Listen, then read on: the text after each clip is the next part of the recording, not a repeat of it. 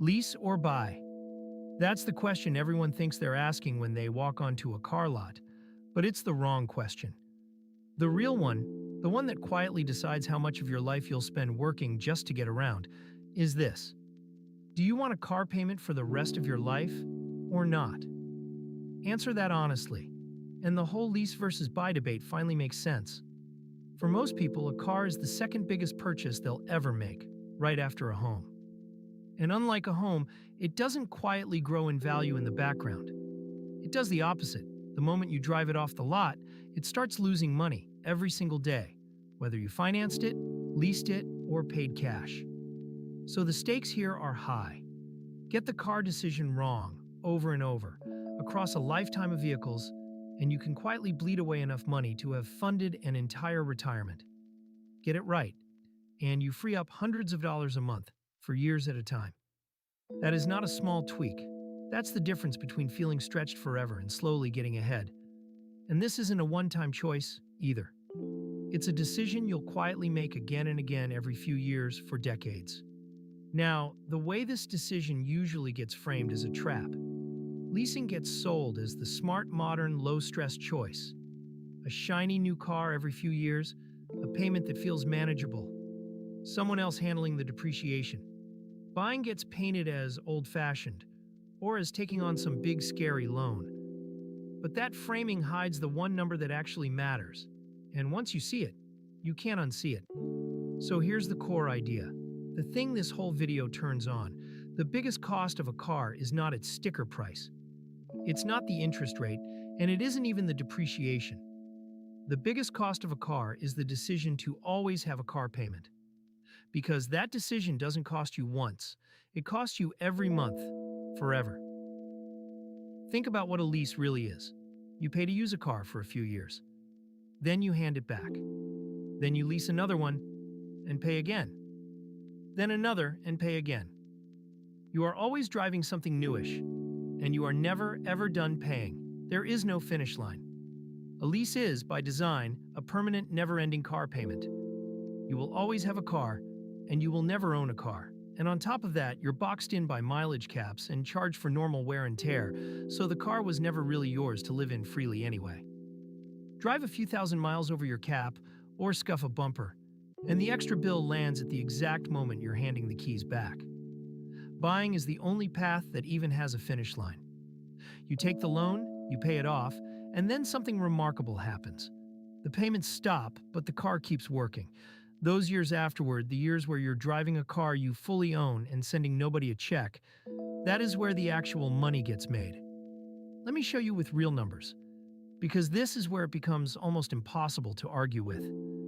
Picture two people who need the same kind of car, something that would sticker for around $30,000. The first person leases and plans to keep leasing forever, because they always want a newish car in the driveway. A typical lease on a car like that might run around $400 a month. That sounds fine. Manageable even. But here's the thing, it never stops. $400 a month every month for the rest of their driving life. Stretch that across 30 years and they've handed over more than $140,000. And at the end of those 30 years, what do they own? Nothing, not a bolt. They hand the last car back just like all the others. And if they want to keep driving, they sign again. Now the second person. They buy a reliable, gently used car for around $25,000 with a 5-year loan. For those 5 years, their payment is a little higher than the lease, maybe around $470 a month. So for the first 5 years, buying actually feels worse. This is exactly why people talk themselves into leasing. But then year 6 arrives, and the loan is gone. The payment simply disappears, and that person keeps driving the exact same car for another 5, 8, even 10 years, sending nobody a single dollar. That's the whole game, right there. While the leaser is still paying $400 a month forever, the buyer has long stretches, 5 years, 10 years, with a car payment of exactly zero. Those payment-free years are worth tens of thousands of dollars. If the buyer simply keeps that old $470 payment and puts it toward the future instead, month after month, they build something real, while the leaser is still just renting. Same driving, same roads, wildly different endings. Here's the mental shift that ties it all together. Don't measure the cost of a car over the loan term. Measure it over the full life you actually own it.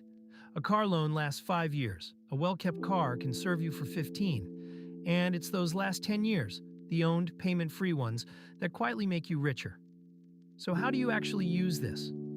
4 steps. Step 1. Figure out honestly which kind of driver you are.